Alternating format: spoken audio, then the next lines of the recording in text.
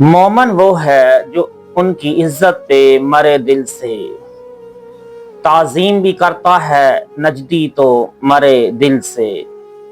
اس شعر میں حضرت امام احمد رضا خان بریلوی رحمت اللہ تعالی علیہ نے یہ کمال کر دکھایا ہے کہ ایک مصرع میں مومن کی شان ایمان کا ذکر کر دیا اور دوسرے مصرع میں منافقین اسلام یعنی نجدی وہابی کی تقیہ بازی اور فریب کاری کو ظاہر کر دیا۔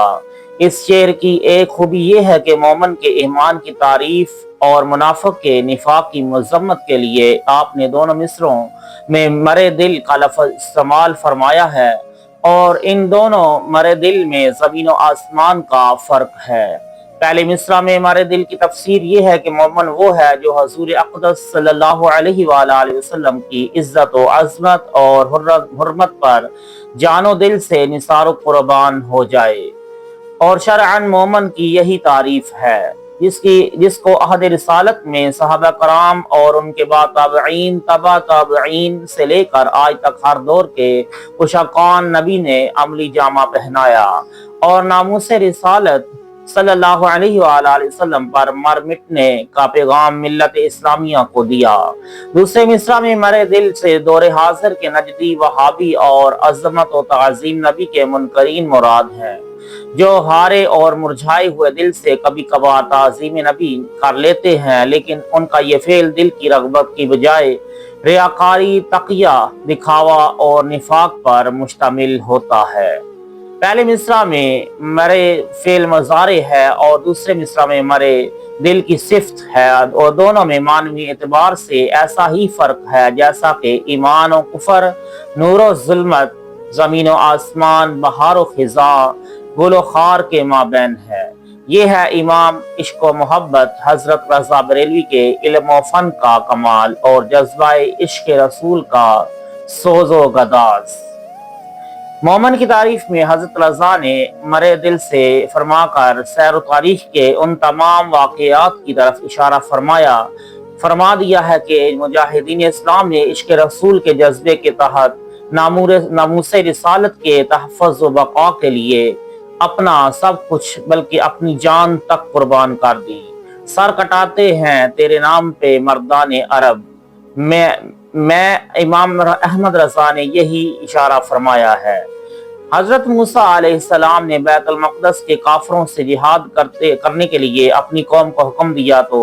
ان کی قوم نے کہا کہ فَاذْهَبْ أَنْتَ وَرَبُّكَ فَقَاتِلَا إِنَّا هَاهُنَا قَاعِدُونَ، آپ جائیے اور آپ کا رب، تم دونوں لڑو، ہم یہاں بیٹھے ہیں۔ لیکن جب کفار مکہ نے مدینہ طیبہ پر چڑھائی کرنے کا منصوبہ بنایا اور حضور نبی رحمت صلی اللہ علیہ وآلہ وسلم نے اس کے دفاع کے لیے صحابہ کرام کی رائے طلب فرمائی تو شمع رسالت کے پروانوں نے ایک زبان ہو کر عرض کیا کہ ہم یوں نہ کہیں گے جیسا کہ قوم موسیٰ نے کہا تھا کہ جاؤ تم اور تمہارا رب لڑو، حضور ہم تو آپ کے دائیں بائیں اور آپ کے آگے پیچھے ہو کر لڑیں گے۔ عزت رسول پہ مر مٹنے کا جذبہ مومنین کے دلوں میں اتنا موجزن تھا کہ چھوٹے چھوٹے بچوں نے بھی عزت رسول پہ اپنی جان کا نذرانہ پیش کیا۔ جنگ بدر کے موقع پر حضرت معاذ، حضرت معوذ رضی اللہ تعالی عنہم نام کے دو چھوٹے بچوں نے دشمن رسول پر ابو جہل کو قتل کر دیا اور وہ دونوں لڑتے لڑتے جام شہادت نوش کر گئے۔ ناموس رسالت پر مر مٹنے کا جذبہ وہ مقدس جذبہ ہے کہ جس نے صحابہ کرام اور دیگر عشاقاء کو حیات جاودانی بخشی اور جذبہ فداکاری کا نتیجہ ہے کہ اسلام حدود و عرب سے نکل کر اسپین تک پھیل گیا۔ علامہ واقدی رحمت اللہ تعالی علیہ نے ان تمام واقعات کو اپنی کتاب فتوح الشام میں بتفصیل ذکر فرمایا ہے۔ انشاءاللہ وقت کی مناسبت سے انشاءاللہ ضرور فتوح الشام بھی شروع کریں گے۔ نجدی منافق کی ہج میں حضرت رضا بریلوی نے مرے دل سے فرما کر منافقین کی خصلت تقیہ بازی اور خوہ مکر کا پردہ چاک کیا اور ان کو دنیا کے سامنے بے نقاب بھی کیا۔ بارہا کا مشاہدہ ہے کہ عظمت رسول کا منکر، تعظیم رسول سے قدورت رکھنے والا اور صلاۃ و سلام پڑھنے کو تن تنے کے ساتھ شرک و بدعت کہنے والا اگر کسی سنی کی محفل میں آپ ہنستا ہے تو وہ شرک کے سارے فتوے اپنے لمبے کرتے